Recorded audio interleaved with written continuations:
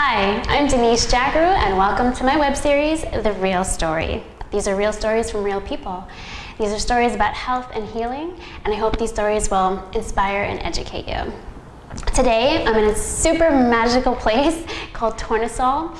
It's in Midtown Manhattan. It is an integrative medical and wellness center in Manhattan, in New York City. And my guest today is the founder of this truly magical place, Carrie, and she's beyond magical. And we'll be learning a lot from her today and hearing a lot of real stories and how she birthed this place in the past few years. And before we get started with Carrie's story, I want to say I think Carrie's story is really going to speak to so many of you, because I know you've all been in that space where you've been in that dark place, or your life seems to be crumbling around you, or you're just looking for direction, or you're at a crossroads and you're looking for a sign from the universe or from God or from the source, capital S, as Oprah says. And I think the signs are always there. I think they're always coming, and I think we just get cluttered. You know, we get cluttered with cell phones and all the media blasting signs to us, and everything on social media. And I feel that sometimes we're not paying attention and perceiving these signs that are always coming to us, but it's so important to put your attention on them. Sometimes the signs are subtle, and sometimes they're huge and blatant. But we're going to talk today about how Carrie listened to these great signs, and she came to open this amazing place, and she has just such an incredible story. And we'll be showing you the space afterwards, and we're going to be talking about great healing therapies and energies that happen in this place for everyone who comes through here. So Carrie, thank you so much for being here and sharing your story. Oh, thank you very much for having me. This is really exciting. Thank you. Super exciting. Okay, so tell us about that time where you had this moment, or where you were in life, where you had this moment where you decided to open this place, and what the word Tournesol means. Absolutely. I'll tell you about what Turnisoul means first, because it took a little bit of time between learning the word Turnisoul and actually coming to the realization that this was going to be the manifestation of that moment. Mm-hmm. When I was 37, so 5 years ago, so now everyone knows how old I am. But she looks fabulous. She looks lovely. I was going through a divorce, and I was married for 17 years. And I was at crossroads in my life where I had to come to the realization and to come to terms with the fact that my life was going to change. Everything that I had built from the time I was 17, I was a kid, was not going to be my future. Everything that I thought was going to be, was set in stone and was in place, just was crumbling. Mm-hmm. And I went on my own little healing journey to the south of France. I got on a plane by myself, mm-hmm. and I rode a bike through the Provence. Mm-hmm. Town as to you town. do. As one does when they're going. Well, I used the one section of the New York Times that I would read every weekend is the travel section. All right, I would sift through and pull it out. That was my favorite. And a year prior to my divorce, the cover story on that section was this company called Ciclomundo that designs these trips where you go on a bike town to town, and they move your bags each night, and they also design a trip that meets your specific needs and interests. So if you want something very strenuous, if you want something that's just easy, if you want a tour that focuses on flowers or focuses on food, I picked food. Good choice. Good choice. It was really good.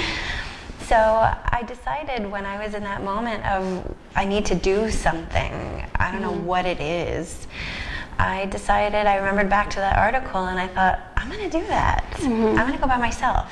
Yeah, because you have children. That. I do. Mm-hmm. Well, right, so I didn't leave them home alone. This was actually, I am a decent mom. A very good mom. This was the first summer when all three of them were old enough to go to sleepaway camp. So I had a chunk of 4 weeks, that I could do something. And so that was also the impetus for kind of trying to find something. What am I going to do for me? And I know you're all relating to what she says at some point. There's so many layers to her story that I'm sure that you're relating to something, either being in that space, like what am I going to do, or how am I going to take everything that I've built so far and either start new or try to make that work, or what am I going to do for myself. So these stories are really important. Yeah, yeah, I found that along the way, that I wasn't, as alone as I felt, I wasn't really alone. I just had to believe that. So I got on a plane by myself, and I picked up a book in JFK, The Alchemist. Yeah, The Alchemist. I thought I'd heard of that. And it was the perfect journey book for me, for anyone really. And I would bike by myself town to town through the south of France, where very few people really spoke English. My French is decent, and it gets better when I'm in France. But still, I would get lost every day. Every day. These maps were ridiculous. There are no real street signs. I got to show you a picture. It's just like a tree. Yeah, seriously. Exactly like that. Exactly like that. And so I kind of had to guess a little bit, and sometimes my mistakes really stunk because it would take me down, down, down a hill, and I needed to be at the top of that hill and go actually left. I took a right, and so it was painful. I had to actually climb back up a really big hill. But what I found, so many things. I found that was kind of a metaphor for me, knowing that I was going to get lost in my life. And no one's going to find the way home except for me. I have to work. I have to do the work. I have to get back on the bike. I have to expend the energy to make it happen and to fix my problems and to get to where I'm heading at the end of each day. So it was kind of interesting. I knew I would go through the motions of the pain of being lost. And so I did, and it was all in this little package of riding a bike, where I would really get off my bike and cry. I would put my bike down, I would take off my helmet, I would have a little tantrum by myself, but no one was listening, so it's not as if I could even get any help. This was just me with me. And then I decided, I had a journal with me. I would take out my journal and I would write, and that was my getting it out, that and the crying. And through that little process that sometimes was 5 minutes, sometimes was an hour, there was a little bit of healing that happened, and there was something that had shifted inside and helped me realize that I could get back on the bike. I mean, I really had zero choice. It was sit here, like wait till it gets dark and be alone on the side of some strange road, or figure it out. So faced with those two choices, I figured I kind of wanted a warm bed and a good meal. So I got back on the bike and I found my way. And through this trip, we were in the south. It was in July. And during this time, everything's in bloom and it's gorgeous. The lavender fields are magnificent. But there were these huge rolling fields of sunflowers everywhere. And what I noticed about each field is no matter how many flowers were there or which field it was, all of these magnificent huge flowers were all facing in the same direction. And I got such a kick out of it. I must have 50 pictures of me doing selfies like this with sunflowers. Like, look. As you should. Right. When you're riding a bike to France. Right? As you should. And I started to notice that they shifted position in unison throughout the day. And here they were all shifting and facing in the same direction. So finally I asked someone, a Frenchman, how do you say sunflower in French? And he said, Tournesol, which literally means turn to the sun. Okay, so we get off the bike, we cry, journal. Like, here we go. Big sign. Yeah. So again, another big metaphor for me, which was, I'm gonna be in so much pain through this process, and I'm gonna go through dark times and negative self-talk, and all the stuff that's gonna feel really cruddy, but I have to keep my face up. I have to face the light. I have to face the sun. I have to get a smile. If as hard as it is, put a smile on your face. Yeah. And know that it's within me. I have this power. It's to connect to goodness and to make the decision every day to wake up and be in a good mood, or to choose miracles instead of choose darkness. And brilliant, yeah? So that I thought, okay, all right, this is it. I didn't know how it was going to manifest. but it was a realization that I didn't have to be a victim. I thought my whole marriage, really, I felt like a victim of this was happening to me, poor me, and you want to hear my sad story, which no one wanted to hear. I mean, no, like, but it was really that you could. I bet you doctors and therapists and friends and my parents have told me. Have taught me this lesson in one way or another, or tried to teach it to me, but until I experienced this experience on my own, I don't think I really it didn't sink in. Right. And then it got really deep. It got in there. It was pretty deep for me. And I thought, okay, so happiness is a lifestyle choice I have to make on a daily basis. I have to choose to keep my head up. And when I don't, boy, does my body feel it. And I know right away that I need to shift this up. So that's where the name Turnisoul came from. And I forgot your other question because I got so into to my Tournesol story. So how did it manifest into a facility, a whole integrative medical and wellness facility, where you wanted to take your journey, what you learned, and bring it to people walking through this facility and bring that healing? So that came about. It started about 3 years ago. So the France trip was 4.5 years ago. 3 years ago, I came to the realization that I was I knew I was different. I never quite fit in most of my life. As a child, as in high school, even in my community, I always felt that there was some separation, that there was some way I didn't quite fit. As much as I was involved in everything. I was the president of the sisterhood of my synagogue, and I was the head of the youth department, and I ran after-school programs at my kids' schools, and I had a wonderful career in human resources and started a nonprofit. I mean, I was out there, but I still felt like there was some way I didn't quite fit. And so 3 years ago, I had this realization, I had an experience where it was almost like a spiritual awakening is kind of overused, because I don't think that's really exactly what it was. It was just all of a sudden a profound understanding of how we make ourselves sick through behaviors and thoughts, and how we hold on to that, and how then all of those emotional things manifest into physical problems. Absolutely, absolutely. So I was able to have a really strong connection to understanding that, and then to helping people shift through that. And I didn't have any medical training or any kind of healing training. My medical model until that point was work to the bone until you can't stand it anymore emotionally or physically, and then call your best friend who can write your prescription for antibiotics, because I'm sure it's strep. But I don't want to have to go to the doctor. Right. And that was my medical model, period. I mean, there was no, meditation was something monks did in Tibet. It wasn't something normal people did. Right. I had no real understanding of mind-body connection.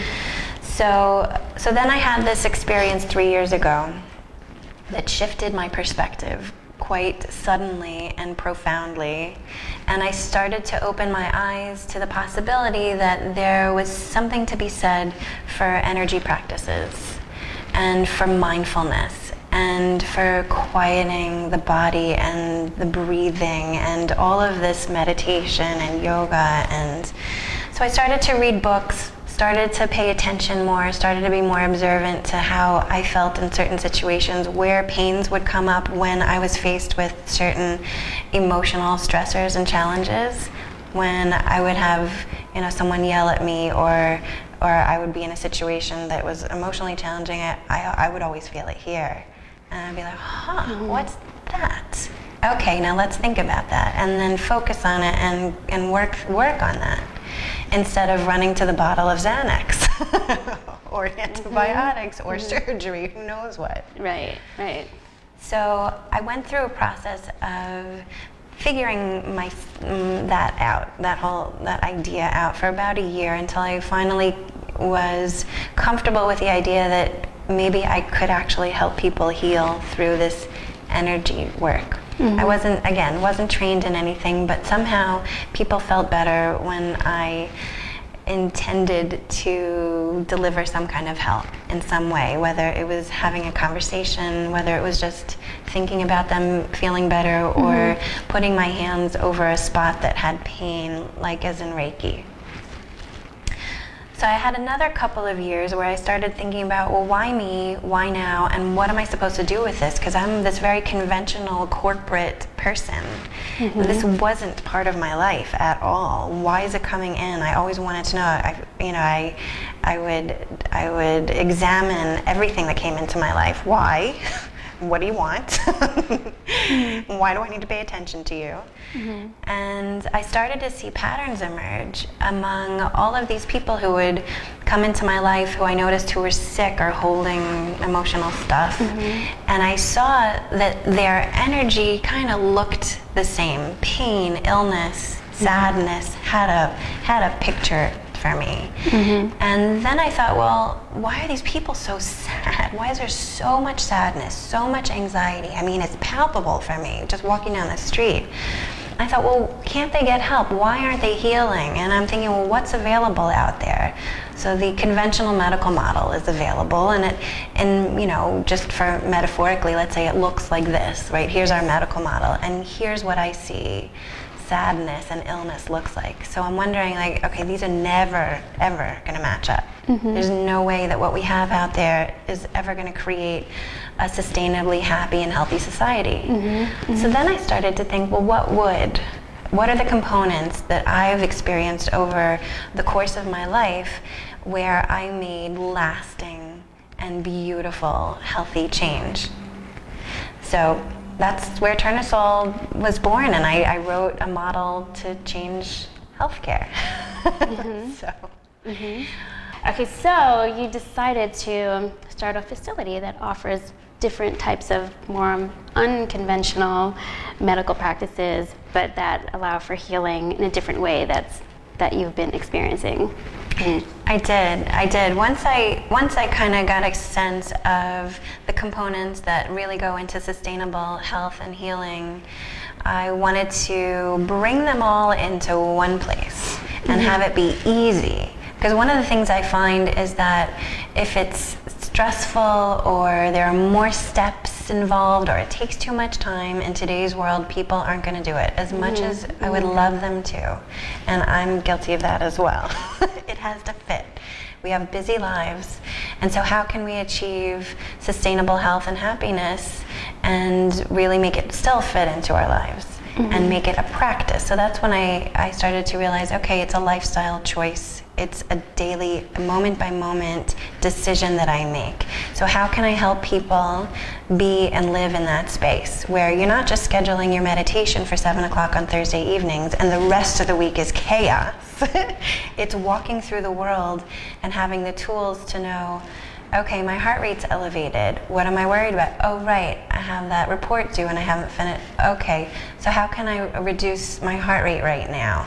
I mean, you can go through all of this quietly in your mind. No one will even know. You're walking down, for me, Madison Avenue, and by the time you hit 42nd Street, your heart rate's reduced, and you know you have a plan in mind, and there's no more worry, and so there's no more major impact on your organs and on your body. So I wanted to create a space. How could I create a space, a place where people could come that could achieve all of that and give people the space they need, the community they need, and deliver it in a package where it's not overwhelming and it doesn't take too much time and it's not too expensive. And give people the tools also that when they leave here, they don't feel abandoned. You know, they have tools to kind of to take care of that, take care of themselves. Absolutely. So I decided that it was going to be a house. I decided it had to feel like a home, because one of the things that caused anxiety for me in my life was going to a doctor's office and feeling my blood pressure rise and anxiety level rise, just wondering what are they gonna find. And the people at the front desk are frequently behind a glass, and there's a separation.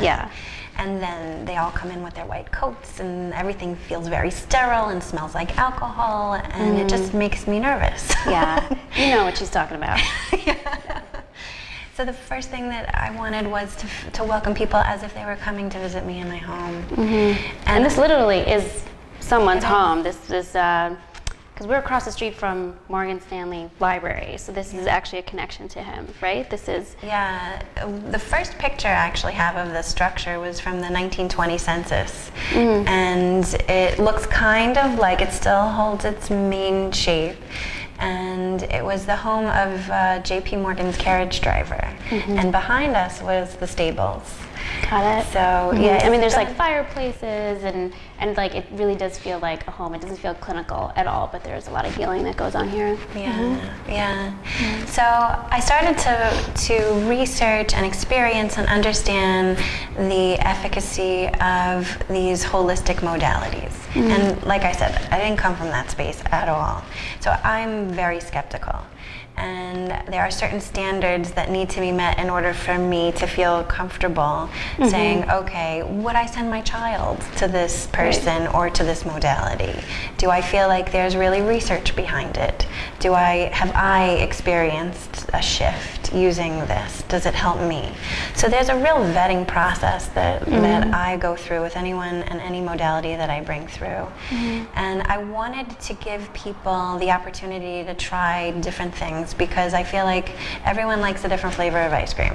So for me, healing happened riding a bike in a foreign country. And for me, when I feel like I've got too much going on and I need to shut down for a second, it's not going into meditation, it's taking a walk around the block. I mean, that's just what works for me. And I believe that it's not one size fits all. There's something different for everyone. And you know, we talked a lot about fertility and people who are struggling with infertility. For one person, maybe there's a real structural, physical problem that needs to be fixed. And for another person, it's the stress of being in the wrong marriage. And for another person, it's the anxiety that's going on at work. And so what's going to fix each of those people depends on so many things, but it's a very personal decision. So I wanted to have a place where anyone could come in and find what they need and be guided to the right modalities and guided to the right therapists for them who could really make a difference. And there's so many different types of therapies offered here. Everything from yoga to energy healing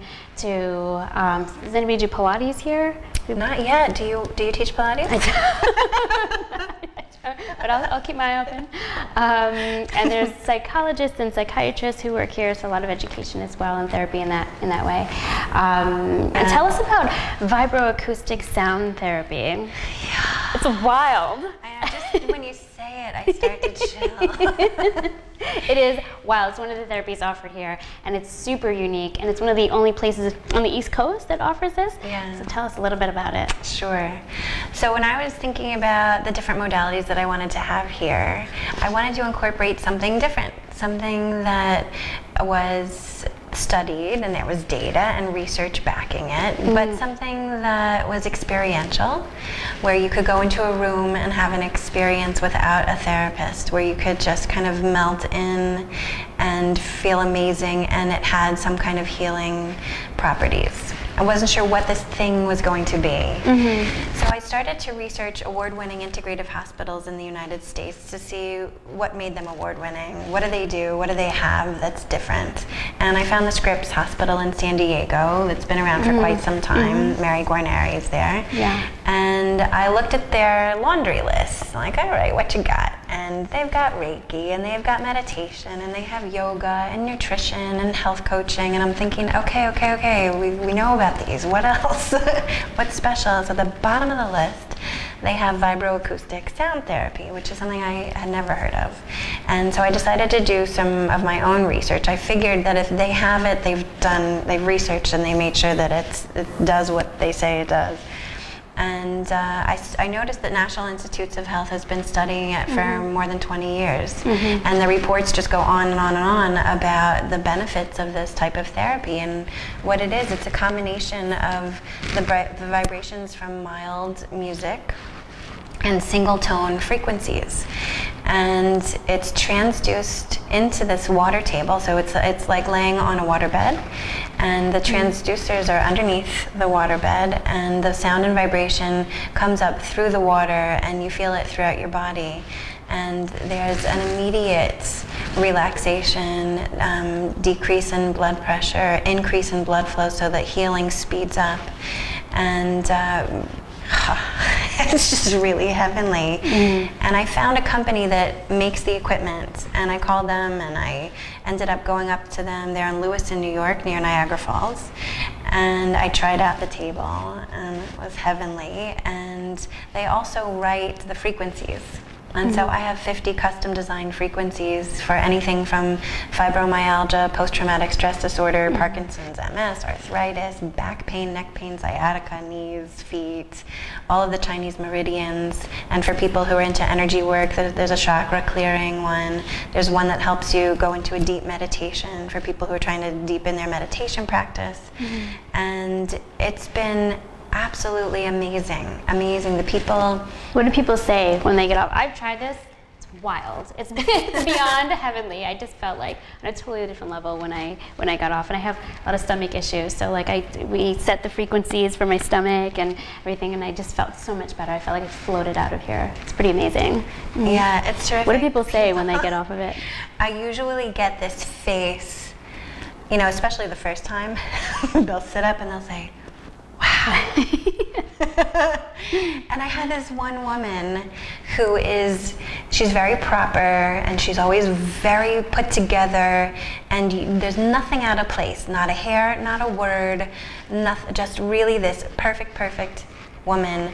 And she didn't say much. I'm thinking, I hope she's okay. I hope she enjoyed it. And she got up, she says, well, that was nice, straightening out the outfit, walks downstairs, and she's standing in front of the reception desk, and she says, I want to purchase a few things. So she's purchasing a few things, and then she says, she kind of stops mid-sentence. She was saying something, and she said, oh my goodness, and she starts giggling. And she said, I just lost everything I was about to say. She said, I don't know what you did to me up there, but I feel so light and so easy go. And she broke into a dance. She just started to, and I was like hysterical, because this isn't what I bet no one has seen her dance. Maybe like in the privacy of her own home. But everyone, 100% of the people who go on the vibroacoustic table have a positive reaction immediately. And some people come for medical conditions where conventional medicine just hasn't helped them over time. Some people come for stress reduction, for depression relief, everything. And there are studies, like she said, to support this. The NIH supports this. So it's not just some random hokey thing. It's really great, and it is backed in the literature. So, How do you see Tournesol growing? This is a slightly selfish question, because I'm going to be a part of this family as a next month, so it's growing with me. So I'm just honored to be a part of this facility. So if you could talk a little bit about the fertility program that I will be a part of next month. And it just there's like 40 practitioners that are a part of this facility, offering so many different different therapies. So we're working on developing a fertility program. So if you could talk a little bit about that. Sure. One of the things I wanted to do is, in addition to just general guided wellness, which is what most of the people come in for, they don't have any specific thing that's going wrong other than I have zero inner peace. I have no balance in my life. I have no idea what to do about it. And so they'll have an intake with an RN, and we'll design a package for them that includes whichever therapies are the right match, whichever therapist, whichever education they need, so that we can build the skills they need to go out into the world and have their day-to-day happiness.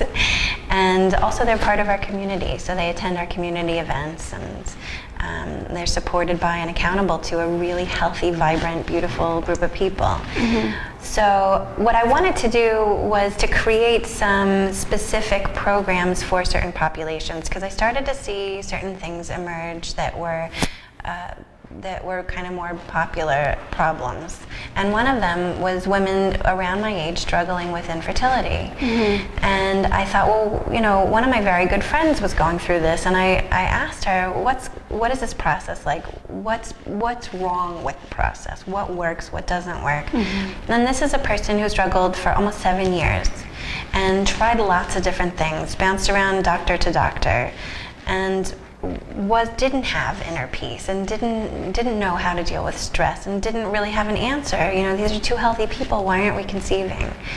So I started to become friends with some acupuncturists and find out and read about how acupuncture and Chinese medicine really helps people conceive, and became friends with an amazing woman named Christina Burns, who is going to head up our fertility program here. And we started to talk about this population of women, what they need, what's happening with them, what's not happening, and how we can provide the kind of support that I already provide in this model for guided wellness. How can we take that and design a fertility program and take from among the existing population that we have here, the existing community of healers, and design customized plans for each person? Because, you know, like I think we said before, that the reasons why we don't conceive are very different. For some people, it's really truly a completely physical problem that needs to, maybe you need surgery, maybe you need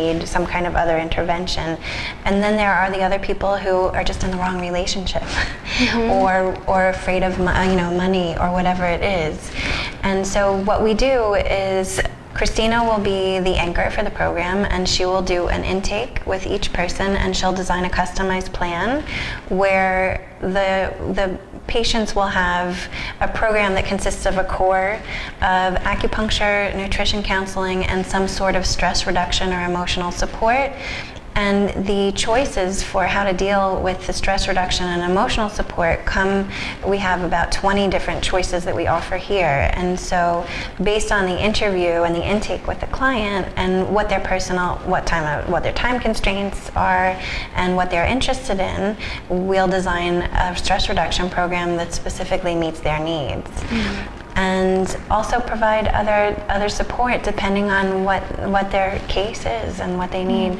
So that's a little bit about this fertility program that we're going to roll out in January. So. And then my role is going to be tackling the physical aspect of it. So if someone is having mechanical problems with fertilization, I'll be the one helping position the uterus, right? So someone can have an offset uterus because of pelvic trauma. If they fell, the bones of the pelvis can be pulling the uterus in certain ways. So I do a lot of deep visceral work to try and position the uterus, joint mobilization, myofascial release, and I also have a lot of special equipment so women can see what their muscles are doing on a computer screen. So it's about normalizing the tone of the pelvic floor muscles so that it's not impeding any kind of processes of fertilization. So we want to make sure that the muscles are relaxed and that they're balanced and they're working efficiently to help support the uterus. So, if they've had pelvic surgeries or pelvic or abdominal surgeries and there's scar tissue, it's important to clear all that up to allow for creating an optimal environment for fertility. So that's going to be next month. So check it out if you're having any trouble. And, being in New York, I feel like we see this so much. I'm sure I don't know what the statistics are around the country, but I feel like in New York there's so many career women who put career first, and so we're all trying to work on fertility later in life, so they have more issues and more stress. And this is such a great place to have these adjunct therapies, and besides just going to a fertility clinic and taking the injections and all the hormones and stuff, that sets you off too hormonally and emotionally. So, having these therapies to kind of balance you is really great. I love it. I'm so excited about it because, and when I think back to things I've gone through in my life and times when I felt at a complete loss, when I was starting to go through my divorce, my marriage was ending, I went through a period where I was losing weight at a rate of 1 pound to 1.5 pounds a day, and I was having horrible pelvic pain, horrible. And I thought, okay, that's it. I must be dying. This is it. This is what the end is. I didn't know. All right. This is the end. Farewell. Right. It's been nice. But it was that was one of the times where I thought, okay, my best friend calling me in a prescription for antibiotics ain't gonna cut it. Yeah. So I went to my gynecologist, and he did an examination, and he said, Carrie, there's nothing wrong with you. What do you mean? How can I be in this much pain and have nothing wrong with me? He's like, what's going on in your life? Cry, cry, cry. you know, my marriage is ending. He says, oh, I know what to do. Writes me a prescription, sends me on my way. What is it? It's a bottle as big as my head of Xanax. So I'm like, oh, okay. And here I am in horrible pain, still losing weight, having no idea what to do next. No idea where to go. Do I call a therapist? Do I call my friend? Do I take a walk? Do I continue with these pills? There's so many times I wish I had one place to go, where I could have one team, where everybody cared about me and everybody understood from a different perspective, perhaps, what was going on, and they could all be involved in making sure that my goal was reached. And at that time, my goal was make sure I didn't die. I didn't, right? You know, and have some kind of inner peace. I felt like my metabolism was like going 1,000 miles an hour, which was, you know, I guess it was anxiety and it was stress. And I mean, I didn't mind losing the weight, but not that way. You know, and once I started getting healthy, I gained it back. But yeah, I love that about this fertility program, because I see some of these women, and certainly friends of mine, they get so scared, and there's so much desperation, and to have a place where you can go and sit down with one person who's going to listen to your case and really care about you and say, okay, this I think is what's going on, and these are 3 different ways to address it. What resonates with you? What will you spend more time on? You know, what will you invest in? And then to have that exchange and have the ongoing support of somebody to call and say, hey, I've been trying this diet for a while and I'm feeling a little icky over here. Okay, take the milk out, or try this or try that. Somebody who's really with you, holding your hand through the process, and everybody's in one place, and it's a home. You know, it's not a clinic. It's like you're coming in here and you're hanging out and you just feel good. It's a joyous occasion. It's not a stressful occasion. So I'm really excited. I'm really excited you're going to be part of it. Me too. Thank you so much. I'm so honored to be a part of it. It's such a different model that I totally wanted to be a part of it. Yeah. And the name of this show is called The Real Story.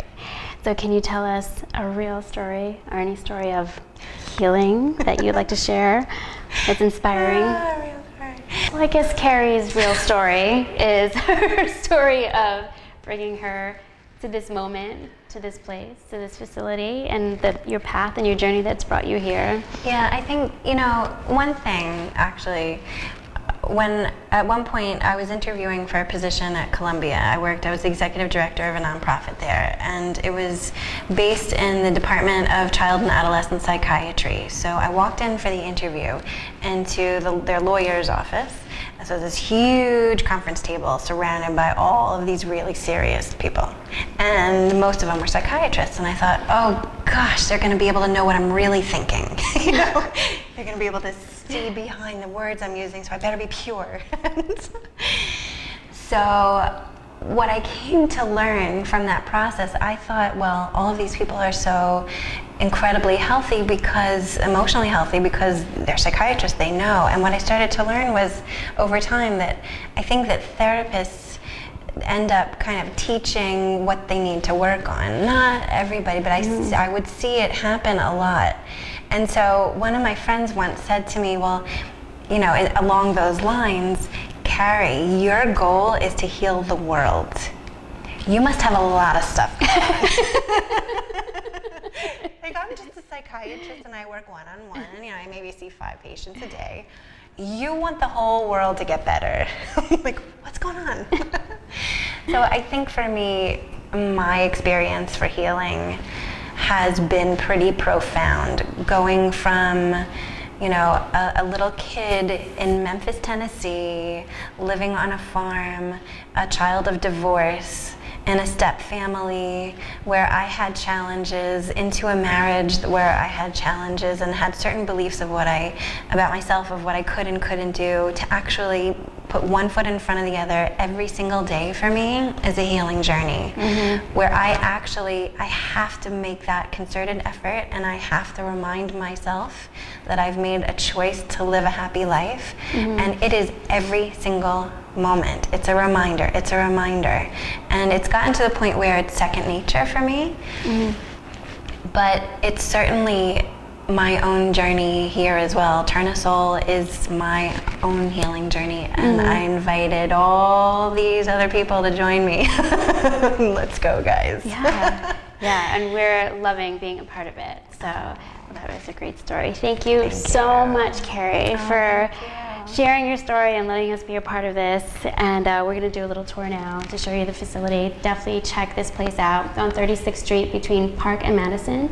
And it's just amazing. It's 2 floors. It's beautiful. There's meeting room space. There's great workshops and seminars that are held here every month. So you should check it out on the website. The website is www.tournesolwellness.com, and it's spelled TOURNESOL, wellness, WELLNESS.com. And I'll be putting all that information for you on the screen, and I'll put my information as well if you need to get in touch with me. And tune in next week when we'll have more real stories. Thank you for tuning in this week. Thank you, Carrie, again for being here. Thank you. This is so much fun. And I'm so excited for what we have to come. I know. Next year's going to be great. Gosh. It's going to be great. So check it out. Check out the website. Check out this facility. Thanks for tuning in, and I'll see you next week.